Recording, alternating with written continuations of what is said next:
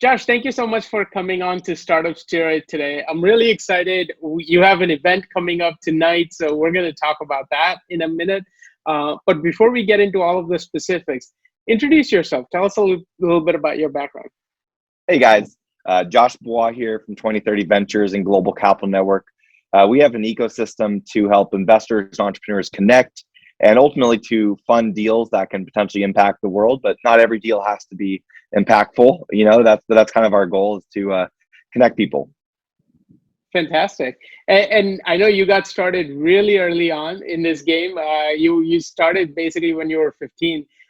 Tell us about those early experiences and how you came into the industry. Yeah, it's funny because I kind of just came out of the gate already building 3 companies. I was developing software, as a kid, it's okay. You see marketing and branding businesses. Then I also saw even game servers were something popular back in the day. So I had developers write Josh Block control panels so we could manage game servers. And I was building out servers, initially sticking them upstairs in my parents' house, in all the different rooms, humming along until I started co-locating them, getting the buzzing sounds to go away. But, decided to move up to Silicon Valley, run the companies up there for a while, Washington, D.C., and finally come back to Orange County. And it's been a fun, long road along the way. That's fantastic. And along the way, you not only have started companies, but you've also invested in companies, have sort of grown, companies, advise other entrepreneurs. Tell us about that experience as well. It's been a fun road. So we've helped raise money for companies to kind of accelerate them to their dreams. I've been putting money into my own companies for, almost 2 decades now. Bringing in some outside angels here and there to kind of help along the road. But basically, I just decided I was going to start incubating multiple of my own businesses at the same time. Kind of seeing what was going to work, what wasn't working, what to put more effort and resources to. So it's kind of like the early stage VC or private equity or an early stage incubator, where you're kind of putting your own money into several ventures and seeing what works and kind of bring in heavy hitters to help accelerate them forward. That's fantastic. And what was that first sort of incubator accelerator call that you started? Probably now 10 years ago, right? 18 years ago. So initially one of them was 18. JB servers. JB servers for Josh Bois servers. Right, Still keep the domain and Next Evolution, and I used to design, just a whole portfolio of brands. I was hiring salespeople to go out for. My teachers would let me get out of class, and I'd be calling my staff and checking in on the development, calling the data center to, restart a server or see why the load's high. Right. It was quite a hoot, but it really started to accelerate when I was in college, and I had one of my professors, take me on a tour with all these venture capital firms, and I got to speak to a whole, for a group of Italian Fulbrights that had flown out, and it kind of got my head started about the venture capital, private equity world, and started to get my first, few investors or early stage investors around that time, where they're buying us servers or paying for our ad budgets, and it's kind of gave me an early taste at a young age in college, and then I was kind of hooked, and I just wanted to, I feel like you don't always have to create the best idea yourself. You can hop onto other ideas too.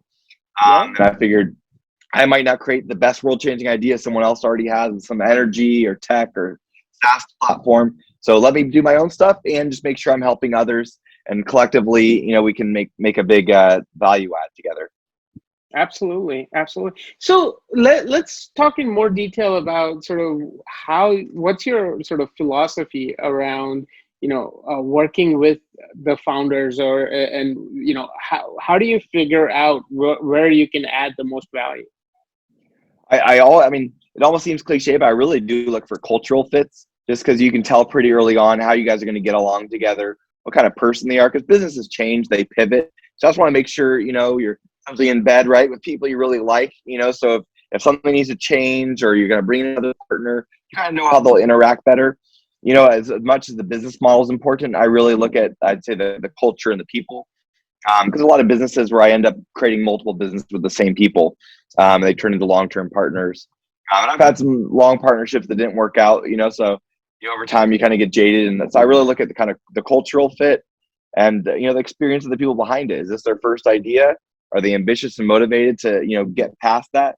Someone can be in business for a long time and not have much of anything. I see people just, one of the people I brought onto my team this year has just already accelerated some of our businesses to hundreds of percent growth. So I mean, it's very exciting what the right people and the right team can do. So I really look for the cultural fit, I'd say, just Got as it. much as the business model. Focus on the people. That's awesome. Um, uh, are there any specific industries that you like that, you mentioned gaming and servers and, sort of the not the software, but the hardware side of the business. Tell me about what kind of industries you like to invest in or spend most Yeah, of your time. I mean, because I'm a digital guy and a marketing guy, I definitely like things where at least it's a national market, if not a global market. Definitely Nice. softer things. Hardware gets expensive. Retail, you got to get foot traffic through those doors. If there's something wrong with that area, you're screwed. A kind of business where somewhat you can wake up and there's orders going on or customers being served. I like to see there's either recurring models, high profit margins. Try to stay away from too many service businesses. I have some in my portfolio, and those are great. But as far as scalability, there's too much variability with a lot of services. So it's good to have I'd say something that's very scalable, like you can productize. I think that's one of the things I really like to bring up to entrepreneurs. Is this something where you can have 1,000 of them go out or 10,000, and your life didn't necessarily change that much, based on your Right. personal output in the situation. Because a Yep. lot of things, if you went from 100 customers to 1,000 customers, I mean, even just 100 to 150, you might be overwhelmed or your bandwidth's taken, and that you can only scale it so much. Like an accounting firm, you can only take on so many clients at some point and reasonably get those things out because there's so much manual work involved with each order. So I always try to look for the next set of very scalable productized businesses, and that's kind of what I'm investing in a couple different states right now. Some other investors, and that's That's definitely my fantastic. focus these days. Productize. Okay. Okay. And I know you started relatively early on in the businesses. Are there any specific stages of companies that you like, very early ideation or, MVP stage, or do you want to see some sort of traction and then just add fuel to the fire?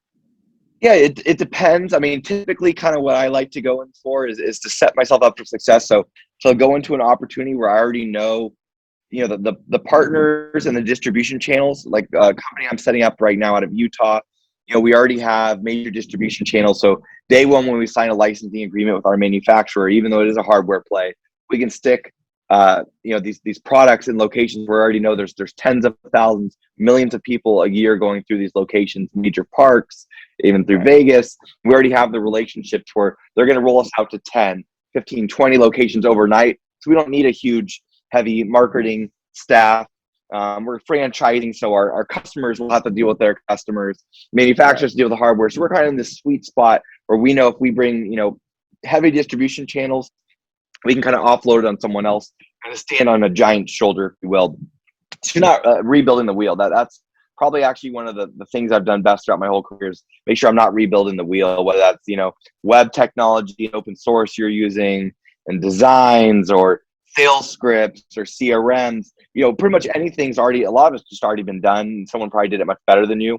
So if you can just, evolve it just a little bit further and not, start from scratch, I try to find something where all the pieces are already together and you can kind of just add a little value, get it out there, and maybe it's either going to be set for an acquisition or you can get someone else in that seat to take on the more mundane, daily operating task, which is kind of when businesses get less fun, right? So I Right. try to come in when it's fun, drive the strategy, and get out. Not in a But bad way, that's but actually a very you know. important sort of insight, is to be able to look at a business, find that one or two missing piece where you can add a lot of value, take care of that, and then as the business is scaling, now you can hand the finished working process off to an operator who can just sort of Mhm. run that process. So that's a great insight and probably requires a lot of experience and know-how Yeah, to you have to look recognize at that, that right? too. As if you're going to ever offload a business after you kind of get it ramped up, how easy is it going to be to delegate? How easy is that Right. product to go sell?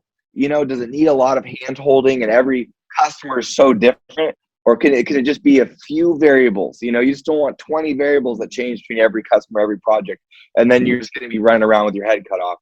So Right. I try to just look for something where, okay, the customer wants A, B, or C, to an extent. And not every business fits in that peg. And but I've learned from my own companies that that's kind of what you want, right? Just Right. like if you're going to buy a BMW, do you want the 18-inch wheels or the 20-inch wheels, and you want the tint or not, right? There's a Right. bunch of things you can change, but for the most part, that's the car. It's not every car is not completely different from the last, team, or even if there's some variability. It's easy to Right. go sell and have managers. And the CEO doesn't need to be involved in every sale to the end user customer, right? It's not Yep. that complicated. You can subdivide it out, delegate it out. So I look for what's delegatable. I mean, that's not maybe not a word, but what can I delegate easily? No, but that And that's makes perfect critical. sense, right? The car analogy is perfect. You're not starting with the nuts and bolts, right? You're not starting with, how do we build an engine every time you sell a car?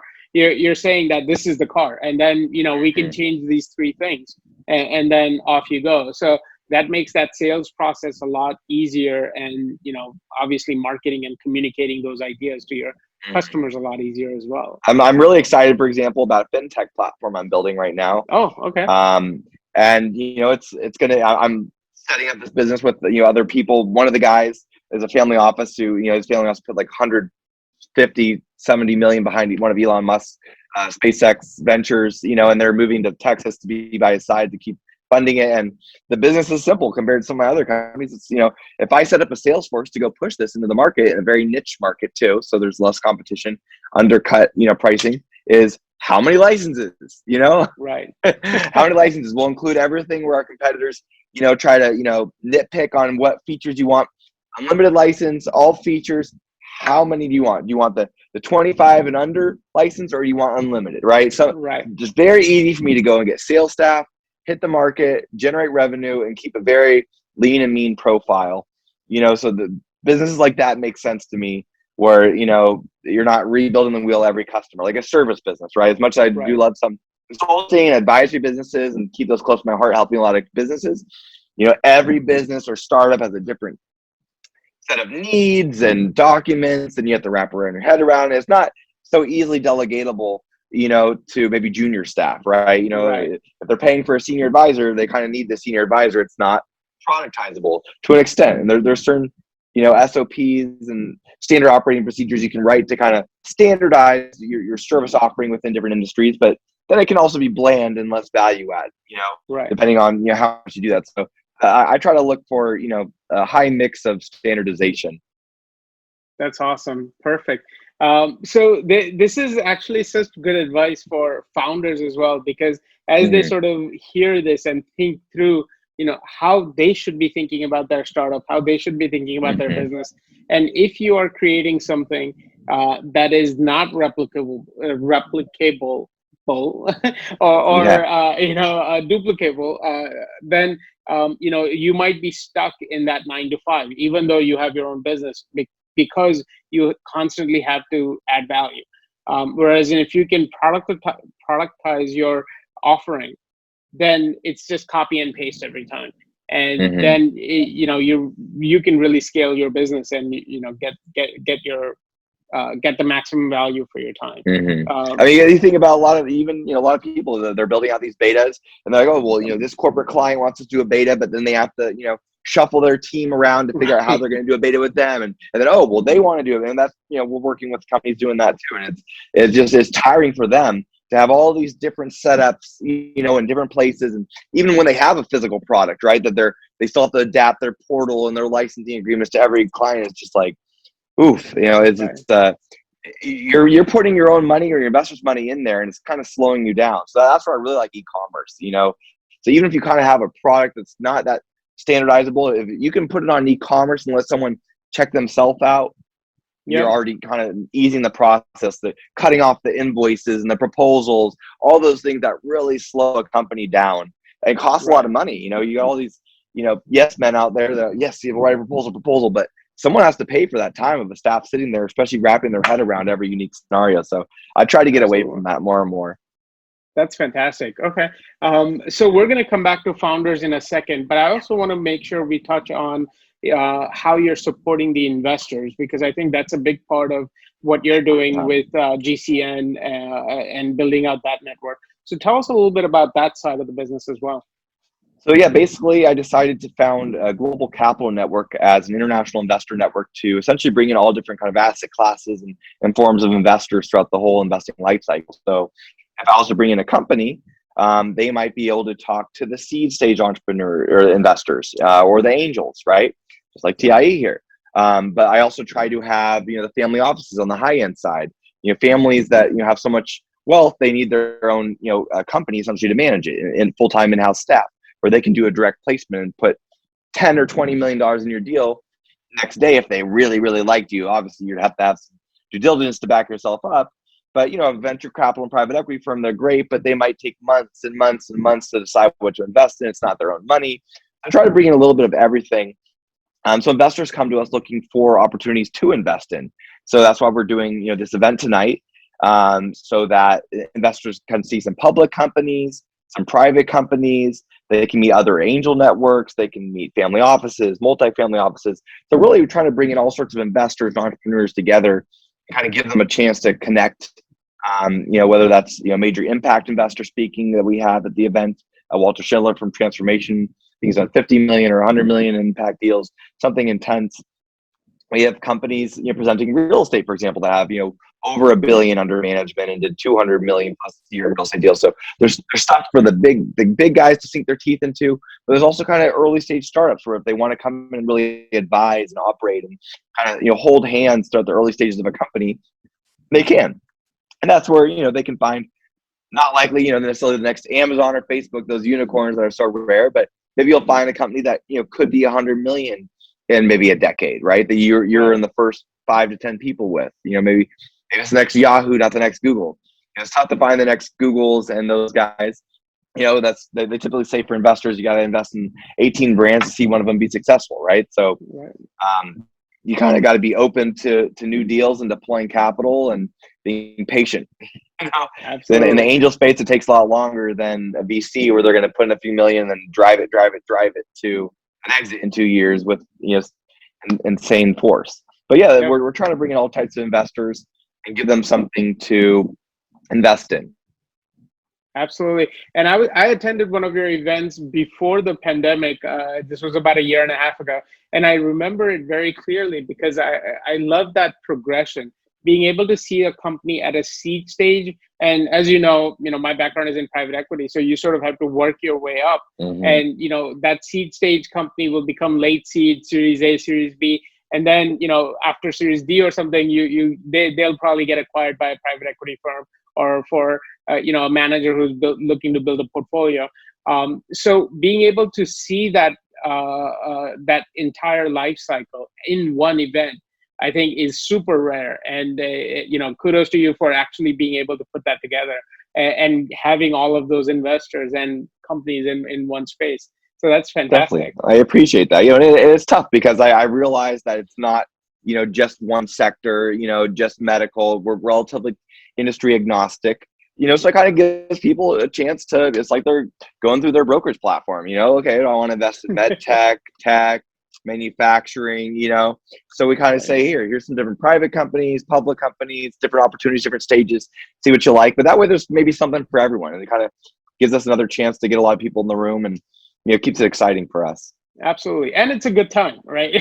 Yeah. When you have that sort of diversity of attendees and people, it also creates those interactions that are, uncommon and that really just don't happen in day-to-day lives, right?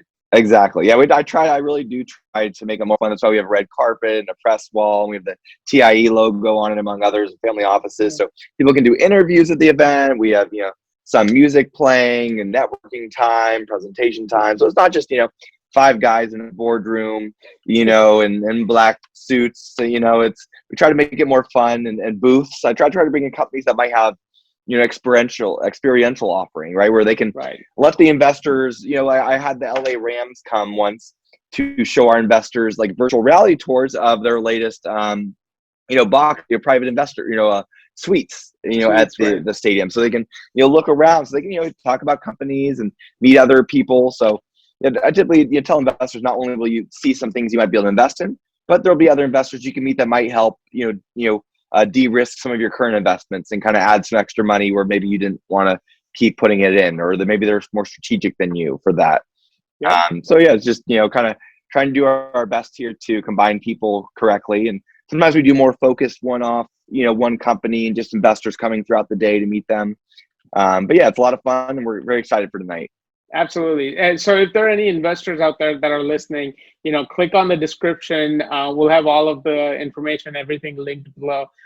So you can, find a way to connect and come to the event. And I know we'd love to see you and connect with you Definitely. in person finally, right? Yeah. After the pandemic. So that's fantastic. So we'll have all of the links in the description. Check those out. But let's keep going through it a little bit more. I want to understand, how many companies. Let's talk a few more details about how many companies are coming tonight. What investors can expect on stage or in booths, and all of those things. So walk us through sort of the itinerary for this evening. Yeah. So I mean, there's companies different types. So we have like a med tech company with personalized DNA technology called GATC, GATC. Several $100 million valuation, based here in a private equity firm that I work closely with.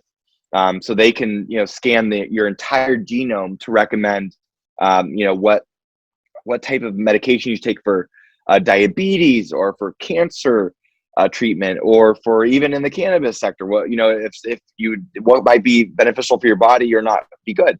They've even identified, biomarkers for addiction. Which people not to give certain types of medication for. So that's the med tech side. We have another company that's in the neurospace company, kind of, brain monitoring. They'll have to get more into the tech on that. We have an institutional real estate fund, coming out of New York, Madison Capital Partners. Like I said, over $1 billion in assets under management, doing, major deals. We have, even companies presenting just one-off commercial properties here locally in the Southern California market. Like I have the vice president of CBRE coming down here to kind of speak and, show some of their properties. So from, immediate and easy investments for real estate investors to just pull up their brokerage account and buy right there, or to buy a local property, to kind of more longer lasting investments such as funds where they can put their money in and see, their funds distributed over time, whether it's REITs or things with dividends. So that's on a few sides of it. I might have a green tech company coming that has a new energy source for fuel for cars, kind of an adaptation of what's already been made before. That's been kind of technology worked on with JPL, my understanding. So and there's much more to come as well. It's that's just off the top of my head, a few of the guys here. But we also, have some speaking spots for, angel networks such as TIE to kind of speak about, what they're doing in the startup space with their new fund, but all the chapters kind of globally. Then we're going to do a little case study on a company we like that we just raised some money for called SimuStream, that has the only patent for shoppable video. So if you buy something while watching a video without redirecting, they own you. So you have to go through awesome. them. Amazon's looking at them. Other people look at them. They'll talk more about it. But yeah, that's just kind of a few of them. We have other companies kind of filling in, talking about for just a few minutes here. We call rapid pitches, separate from our main pitches, kind of just talking a little bit about what they're doing. One of them, I believe, is called Chisos. I was just on the phone with their CEO earlier today, and one of the other partners yesterday. They do sub-angel investment. So they're going to be speaking about, how they handle the market for offering investors or entrepreneurs, kind of money before they're really ready for like an angel or an angel network. So again, it kind of just adds value to the whole life cycle investment of trying to find people throughout this whole investment life cycle. So maybe they're, past an angel stage, but not quite ready for PE or VC. So we can kind of try to find those kind of people that might fill in some gaps or fill out a bridge round for them. Right. Yeah, those are just kind of a handful of tonight's companies. That's fantastic. That's such a broad spectrum of companies. I love it. For new investors who might be listening, who might find this a little intimidating, advice for them is come and hang out with the other investors who might be more experienced, and sort of learn from them and listen to them asking questions in the booth and interacting with the founders, right? That's one of the great things about your events. Very low pressure environment. We're not, charging. Most of the investors, if they're accredited or they're from a real institution, we're not charging them tickets to get in. So there's low pressure. We're not forcing any one company or anything down their throats. It's really like they get to see a bunch of opportunities to connect with other investors. So there's kind of no risk for the investors to come. Exactly. And they can register on our website, globalcapitalnetwork.com/center club for this event. We also have just a general investor registration on our site. So that's one way to get involved. And we do have a big yacht event coming up in August 26th. We'll have a 120-foot yacht, 3 stories, with all sorts of high-end companies, investors coming out. That one I'm really excited about because some of the really heavy hitters that are tough to get, away from work, they'll come out for the yacht, even if they won't come out for this. So we already have about 3 billion almost in the room coming tonight. But Nice. for the yacht event, it'll probably be even heavier. So we're very excited. That's fantastic. Fantastic. So before we wrap it up, I want to ask you for advice for our founders who are listening, because I know this event tonight is going to be, super successful. And I want to leave something for the founders who may want to attend the next event that you have coming up. So let's give them an action step that they can walk away with and that they can implement today. So here's the question. What is the one thing that they have to get done before they reach out to you, before they give you that first call or send you that first email? What is the one thing you look for in a startup? Mostly the deck, because the deck tells the story really quick. Entrepreneurs call me, I have hundreds of them reach out a month. And, it's like, send me your deck, because I just want to be able to, I see the team. Do I see multiple team members? Do I see one guy with an idea? Is a guy with an idea for an app? Or is this a real business that, are you going to have the word boards of director on your Right. deck? Is it going to, signal the maturity level of, your business knowledge, understanding, your operating ability? Do you clearly have a market defined?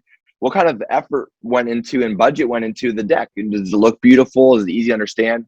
You'd be surprised how many decks I see don't even have the contact information of the founders on the very bottom, right? They just totally forget it. I'm like, well, these things are going to get passed around, especially if I send it to multiple guys. They might not remember, how to get in touch with you. Right. I mean, that's something we run a marketing firm too. So we help a lot of companies package themselves with their videos and the deck and the website.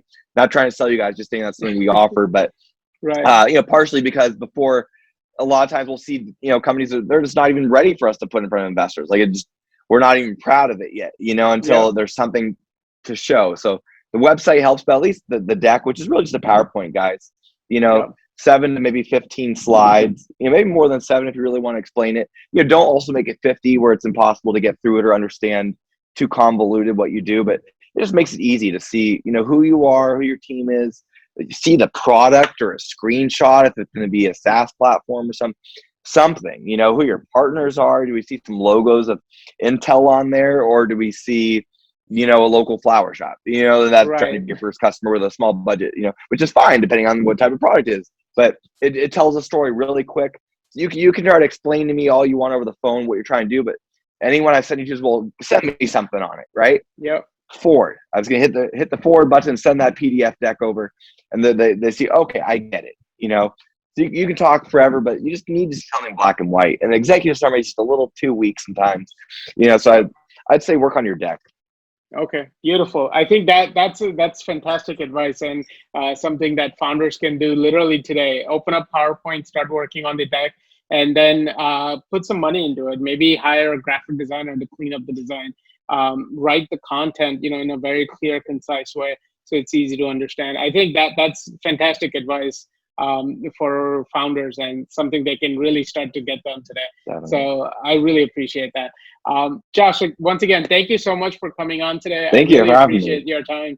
And I can't wait for the event tonight. I'm looking Definitely. forward to finally shaking hands again and meeting you in person, and maybe we can grab some coffee at the event. Definitely. And, I know you'll be running around, but yeah, will we'll definitely at least take a picture at the press wall and all that. Oh, we definitely will. That for sure. We'll get that done. Thank you again for coming on, and I'll see you tonight. Thank you so much, guys. Appreciate it. Bye. Have a good one.